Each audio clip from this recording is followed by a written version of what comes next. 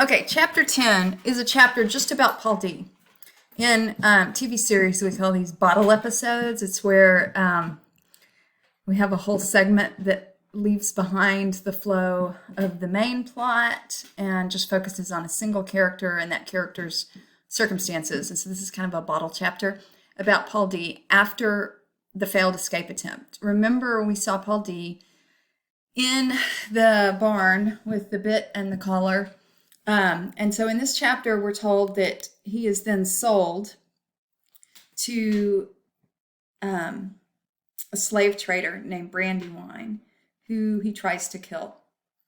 And for that, he is sent to work in a mining camp, mining feldspar in Alfred, Georgia. And so we kind of see a very different representation of slavery than we typically see. We typically see the farmhands doing agricultural work, but slaves were used in mining camps and in really harsh labor. And in that mining camp in Alfred, Georgia, he's essentially housed in a cage. Cages are made carved out of the earth with cage doors on the front, and they have to work in a chain gang so that all of the men in the mining camp are chained together on this chain gang and guarded by men with guns and dogs.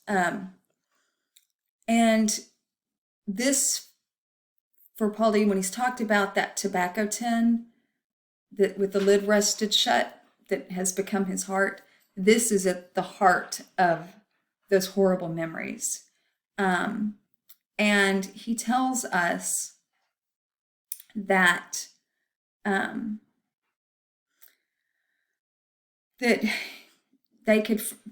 these white men with guns could make him not hear birdsong.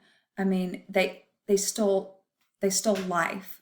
They had to beat life up every day, kill life, because in this place, and essentially what he's saying is there was no hope, there was no joy, there was no beauty. There was only labor. And when his hands had the hammer, he could keep them from shaking. But as soon as he put the hammer down, his hands would shake so badly that he couldn't eat, he couldn't do anything. And so this was an experience that stole every bit of beauty and hope from him, until one day when it rained. And it started raining, and it rained for days and days. It wouldn't quit raining. They had to quit working, so they just locked the men into their cages and left them.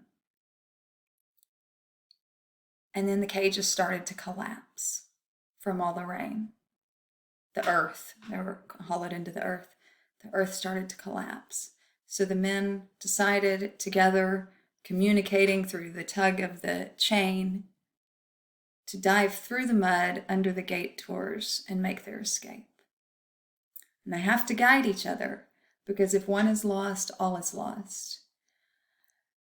And they do. They make their escape, and they end up in a camp of sick Cherokee Indians, another population that in the 19th century suffered at the hands of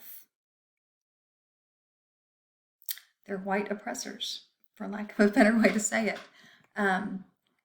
And these sick Cherokee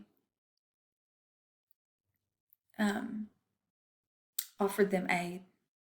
They found a way to get the shackles off of them, and they let the fugitive slaves stay with them until they had a plan. And so Paul D. decided he wanted to run to the north. And they told him, follow the tree flowers, only the tree flowers.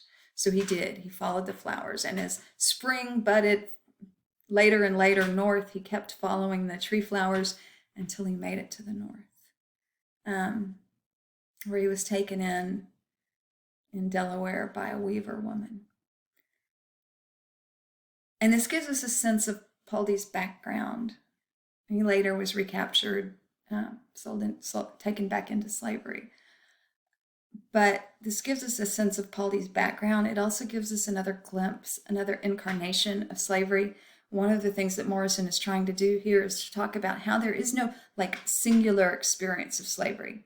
It's not what we would call a monolith. It's not just one experience that looked like plantation or whatever, that there were many varieties of slavery and that slaves endured all manner of hardships. So while early in Pauli's life, he'd had a pretty simple experience, not simple, one of the less harsh varieties of slavery on Sweet Home. But he goes from that to perhaps one of the harshest experiences of slavery. And we need to have, if this book is a memorial to slavery, if her purpose here is to give us the means to remember the horrors of slavery, then we need to have an understanding of the variety of manifestations of slavery, the many different ways that it could look. So she's giving us another glimpse of that here. So that's the Paul D chapter.